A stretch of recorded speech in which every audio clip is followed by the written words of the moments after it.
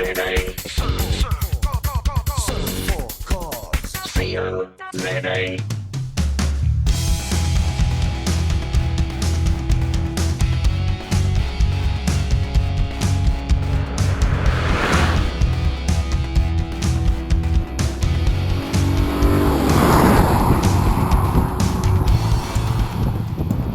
Hi, I'm Brenwan Naidu from Surf4cars in Motorman, and today we're taking a look at the 2013 Audi RS4 Avant. Estate cars get no love on the South African market, with buyers favouring SUVs and crossovers. So it's interesting then that Audi decided to offer this RS4 in one flavour only, wagon. This means supercar performance for dad, awesome practicality for mum, and of course the family Labrador can tag along too. So let's get the practical credentials out the way. It has a 490 litre boot with the seats folded up. There's enough space for Junior in the back, and there are cup holders and many storage spaces which make it pretty usable on a day-to-day basis. When you're buying a high-performance car, you want the bragging rights, and the Audi RS4 delivers this quite spectacularly. 311 kilowatts, 430 newton meters of torque, and a 0 to 100 time that would make most supercars wet their pants. It'll do the sprint in around 4.7 seconds. To put that into perspective, Porsche Cayenne GTS does it in 5.7 seconds. Now that's something you can brag about down at the bar. So how does it drive?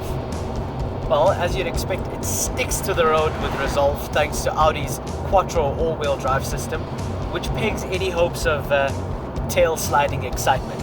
It's really quite an assuring feeling in the bends. Shifting all this car's power is a 7-speed S-tronic transmission with flappy pedals on the steering wheel. And when you're cruising around at town speeds, it shifts quite seamlessly. You can barely tell that it's swapping cogs. Shift it into S mode, and it's slightly more jerky, but it's still quite acceptable. One of the RS4's party pieces is the Drive Select button, which basically allows you to set things up according to your mood. If you feel like cruising comfortably and sedately, pop it into comfort. If you find yourself faced with some really awesome sinuous roads, slip it into dynamic. And you might think it's a gimmick, but it actually works. The second you hit dynamic, the engine tone becomes a little more gruff, the steering weights up, and the pedals are a little more sensitive to the input from your right foot.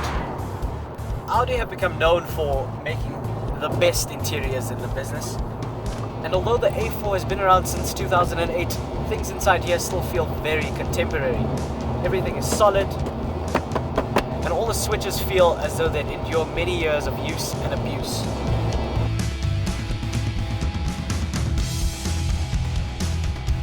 I'm a man of average height, and sitting in the back of the RS4, I'm pretty comfortable. On a long distance journey, I wouldn't complain, especially since you've got air conditioning here and a very nice armrest with cup holders. In the exterior department, we're left wanting. Although the Audi has aggressive features like these flared wheel arches and these optional cast aluminium alloys, in this color it doesn't really look that much different from your normal A4 Avant with S-Line kit. But it always seems to come down to color, and we think if you got this Audi RS4 in a nice rich red, it would really do justice to its angry looking bodywork. Now, as with any German car, there is quite a long list of optional extras with this Audi. These alloys, for example, 19 grand extra. If you want a panoramic glass sunroof, that'll be 15 grand. Let's talk practicality. You're buying a wagon, you want it to have a commodious boot, and the Audi RS4 delivers. Open the electronic tailgate and you'll see a 490 litre boot with the seats folded up, and that's enough for camera equipment, bags, prams, whatever.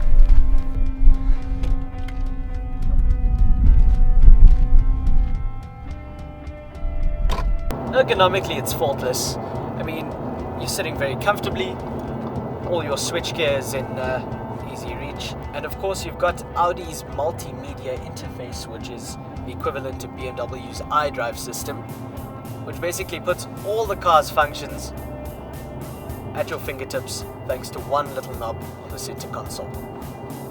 Inside, there's not much to differentiate it from a standard Audi A4, apart from a few RS badges and these very comfortable and supportive RS seats. A sporty touch is the steering wheel with its flat bottom.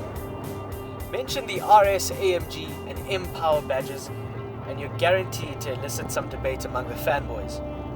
Everyone wants to know which is faster, which handles better, which is cooler, what the Harrises and the Nadals and the Clarksons have said. But to be honest, there is parity among players in this segment, and it really just depends on whether you want Mercedes, BMW or Audi. In terms of pricing, well, it's not cheap. 875,000 Rand will get you into a standard model, and the one tested here comes kitted with 19-inch cast aluminium alloys, panoramic sunroof, Bluetooth, an Audi sports suspension and a sports differential, which takes things up to 950,000 Rand, 50 grand short of $1 million. That doesn't help its cause, especially when you consider that estates aren't really like that much here. Buyers might find more value in a Mercedes-Benz GL class, Audi Q7, or even said Porsche Cayenne.